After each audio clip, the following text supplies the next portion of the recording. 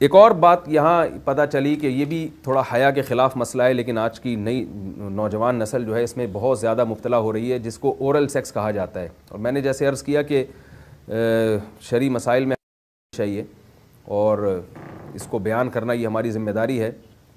تو یہ چیز بھی انگریزی فلموں سے اور فحش فلموں سے ہماری نئی نسل میں بہت تیزی سے سرایت کر رہی ہے، اور لوگ اس بارے میں علماء سے بہت زیادہ مسائل پوچھتے ہیں، خواتین بھی پوچھتی ہیں جو اس میں مبتلا ہیں.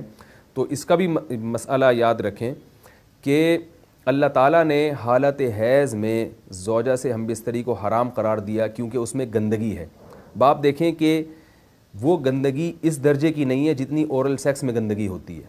اگر اس میں ڈسچارج ہو جائے بندہ، انسان جو ہم بستری کرنے والا ہے زوجہ سے، وہ منہ میں ڈسچارج ہو جائے، تو آپ سوچیں کہ اللہ تعالیٰ شرمگاہ کو گندگی سے بچا رہے ہیں، جس کی وجہ سے حیض کی حالت میں ہم بستری کو حرام قرار دیا.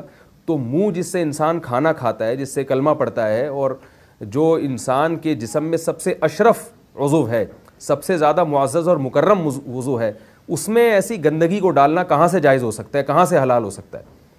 تو آج بعض متجدد قسم کے لوگ جو ہے نا اس کو حلال قرار دے رہے ہیں، تو یہ بالکل غلط ہے.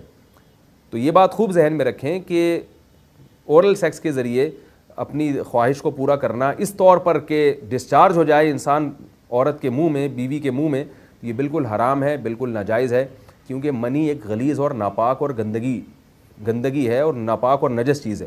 بعض حضرات یہ کہتے ہیں کہ منی پاک ہے، مگر یاد رکھیں منی کے پاک ہونے کے دلائل مضبوط نہیں ہیں، منی کے ناپاک ہونے کے دلائل بہت مضبوط ہیں.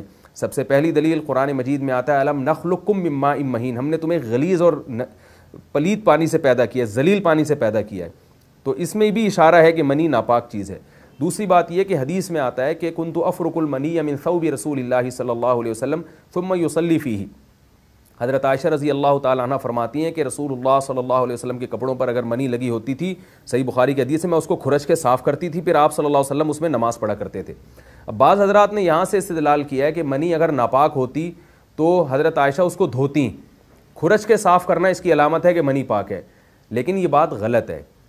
اگر منی پاک ہوتی تو حضرت عائشہ کو کھرچنے کی ضرورت نہیں تھی. بات یہ ہے کہ وہ نجاست جس کا ایک باقاعدی جسم ہوتا ہے اور وہ کھرچ کے جسم سے یا کپڑوں سے الگ ہو سکتی ہے، تو اس نجاست کو پاک کرنے کا طریقہ یہ ہے کہ اس کو کھرچ دیا جائے. ناپاک تھی تبھی تو حضرت عائشہ رضی اللہ تعالی عنہ اس کو باقاعدہ کھرچ رہی ہیں اور دور کر رہی ہیں. اور گیلی منی کو یہ ثابت ہے کہ حضرت عائشہ رضی اللہ تعالی عنہ آپ صلی اللہ علیہ وسلم کے کپڑوں سے دھویا کرتی تھیں اور آپ صلی اللہ علیہ وسلم اس میں نماز پڑھا کرتے تھے.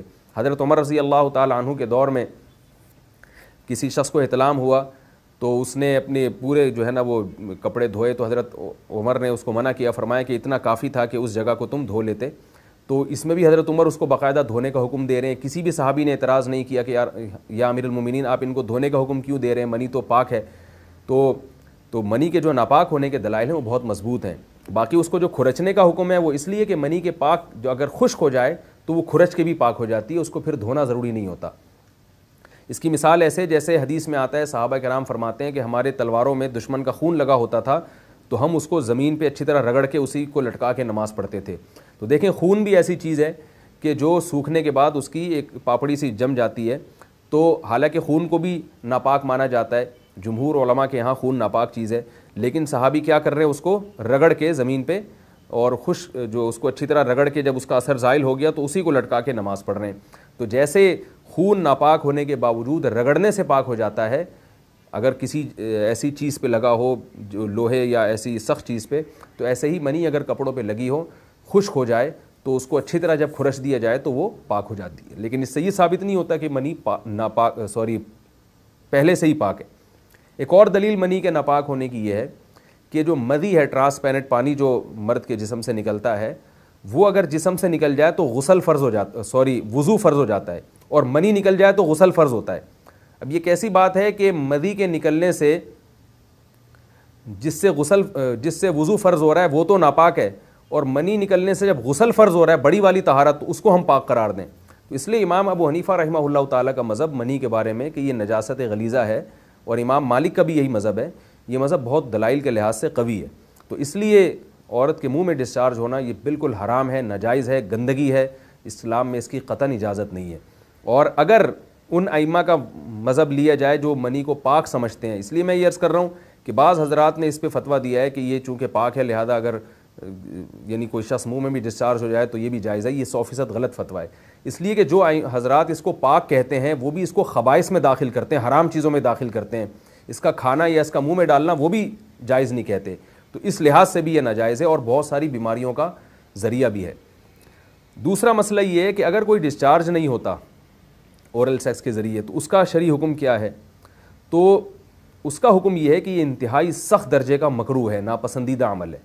اور اس کے سخت درجے کے مکروہ اور حرام نہیں ہے لیکن بہت زیادہ ناپسندیدہ اور شریعت کے مزاج کے بالکل خلاف ہے. اور اسلامی کلچر میں اس کا کوئی تصور نہیں تھا. یہی وجہ ہے کہ فقہائے کرام کے ہاں اس چیز کا تذکرہ بہت ہی محدود پیمانے پر ملتا ہے. یہ اس کی علامت ہے کہ مسلمان معاشرہ اس چیز سے بالکل بھی واقف نہیں تھا کہ یہ کیا ہوتا ہے. تو یہ چیز غیروں سے آئی ہے, غیر مسلموں سے ہمارے معاشرے میں, جو ان کی موویز دیکھ دیکھ کے, فحش فلمیں دیکھ دیکھ کے نوجوانوں میں اس چیز نے سرایت کیا. ورنہ یہ انسان طبی طور پر اس عمل سے بہت زیادہ نفرت کرتا ہے. کوئی بھی شریف الطبع آدمی ذہنی طور پر اس کے لیے تیار نہیں ہوگا.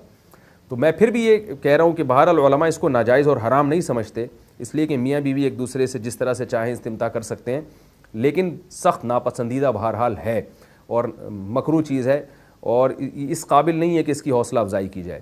یہ اس کے بارے میں ہے کہ جب یعنی جو ہے وہ ادخال کیا جائے اس فم کے اندر, اس جو ہے مرد اس میں باقاعدہ جو ہے وہ تلذذ حاصل کرے. اگر ایسا نہ ہو بلکہ باہر سے ہی استمتاع کیا جائے, جیسے بعض جگہ ایسا ہوتا ہے کہ کیا نام ہے, عورت کو اس چیز سے گھن آتی ہے کہ وہ اپنے منہ میں اس گندگی کو لے کر جائے, تو پھر بعض شوہر زوجہ کو مجبور کرتے ہیں کسنگ وغیرہ پر, تو یہ کم درجے کی کراہت ہے. یعنی یہ بھی ناپسندیدہ تو ہے مگر یہ اس درجے کا مکروہ, اس درجے کا ناپسندیدہ نہیں ہے. دوسری بات یہ کہ یہ جو میں نے پوری ڈیٹیل بیان کی ہے یہ اس صورت میں ہے اس کے مکروہ اور ناپسندیدہ ہونا کہ عورت اس کے لیے ذہنی طور پر آمادہ ہو. یہ بات خوب یاد رکھیں, اگر عورت کو اس عمل سے گھن آتی ہے تو پھر مرد بیوی کو اس کام پر مجبور ہرگز نہیں کر سکتا, کیونکہ یہ نکاح کے جو ایگریمنٹ ہے, مقتضیات ہیں, اس کے خلاف ہے. یعنی یہ اس میں داخل نہیں ہے.